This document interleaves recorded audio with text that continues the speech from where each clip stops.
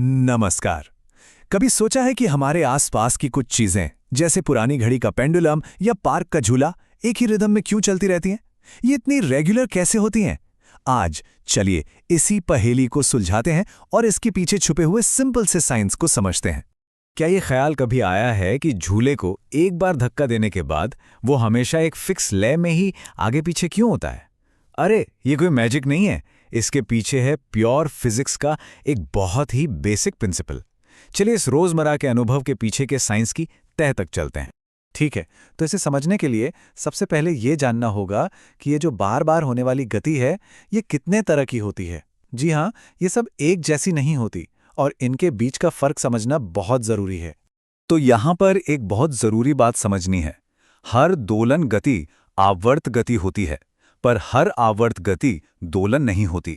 जैसे हमारी पृथ्वी सूरज के चारों ओर घूमती है, ये एक आवर्त गति है क्योंकि ये हर साल रिपीट होती है। लेकिन पेंडुलम की तरह किसी एक फिक्स पॉइंट के आगे पीछे होना, इसे कहते हैं दोलन गति। यही टू एंड फ्रो मोशन इसकी खासियत है। तो इस तरह की दोलन गति को पढ़ने के लिए साइंटिस्ट एक बहुत ही सिंपल और आइडियल मॉडल का इस्तेमाल करते हैं। इसे कहते हैं सरल लोलक या सिंपल पेंडुलम। ये हमें बिना किसी बाहरी झंझट के सिर्फ बेसिक प्रिंसिपल्स पर फोकस करने में मदद करता है। तो आखिर ये सिंपल पेंडुलम है क्या? जरा सोचिए, एक भारी सा गोला एक ऐसी डोरी से लटका है जिसका खुद का कोई वजन ही नहीं है और जो जरा भी स्ट्रेच नहीं हो सकती।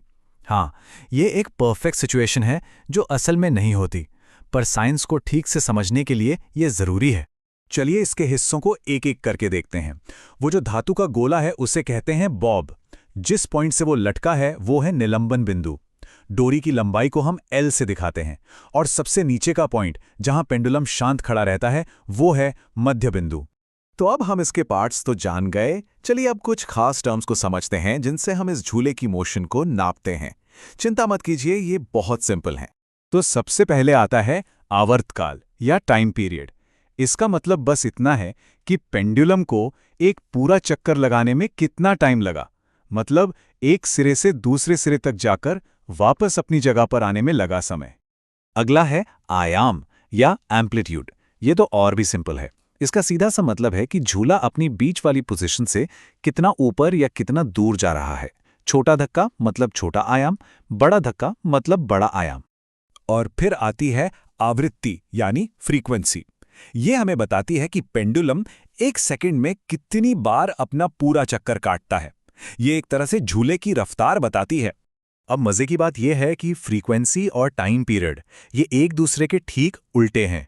मतलब अगर एक चक्कर पूरा करने में ज्यादा टाइम यानी बड़ा टी लगता है तो जाहिर है एक सेकंड में कम चक्कर यानी छोटी एन लगेगी। इसका यूनिट होता है हर्ट्ज। ठीक है, तो अब आते हैं उन सिंपल से लेकिन बहुत पावरफुल रूल्स पर जो इस पेंडुलम के मोशन को कंट्रोल करते हैं। और ये सब सिर्फ एक फॉर्मूला से निकल कर आते हैं। और ये रहा वो फॉर्मूला, T = π√L/g। देखने में छोटा सा है, पर यही वो चाबी है जो पेंडुलम के सारे राज खोल देती है। यही है वो कुंजी जो सब कुछ समझाती है। चलिए इसे डीकोड करते हैं। T तो है हमारा टाइम पीरियड, L है पेंडुलम की लंबाई और G है ग्रेविटी, वही फोर्स जो हमें जमीन पर रखती है। और पाई तो एक कांस्टेंट है ही। और इसी एक फॉर्मूला से निकलते हैं ये चार कमाल के लॉज। पहला, झूले को कितना भी जोर से धक्का दें उसके टाइम पीरियड पर असर नहीं पड़ेगा। दूसरा, डोरी जितनी लंबी टाइम पीरियड उतना ज्यादा।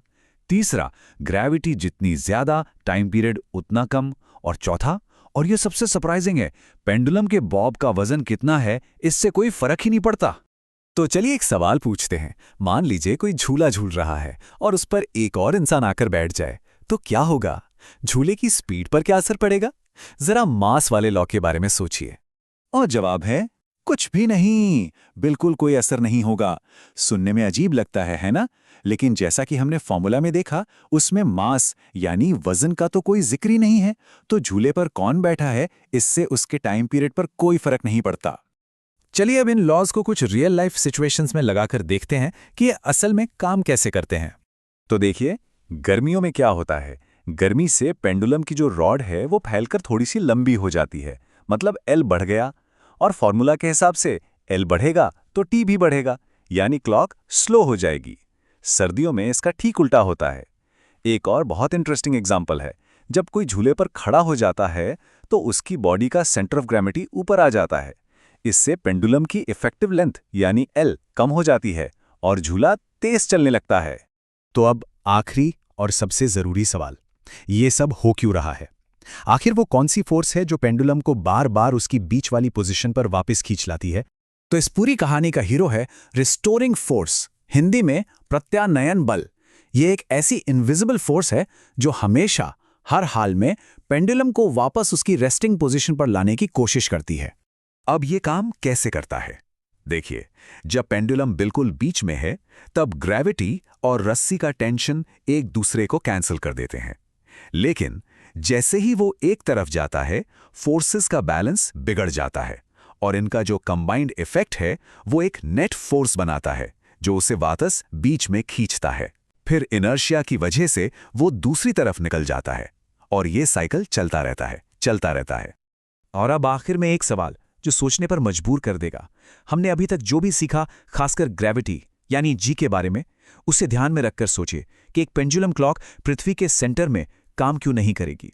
इसका जवाब उसी फॉर्मूला और रेस्टोरिंग फोर्स में छिपा है जिसके बारे में हमने बात की।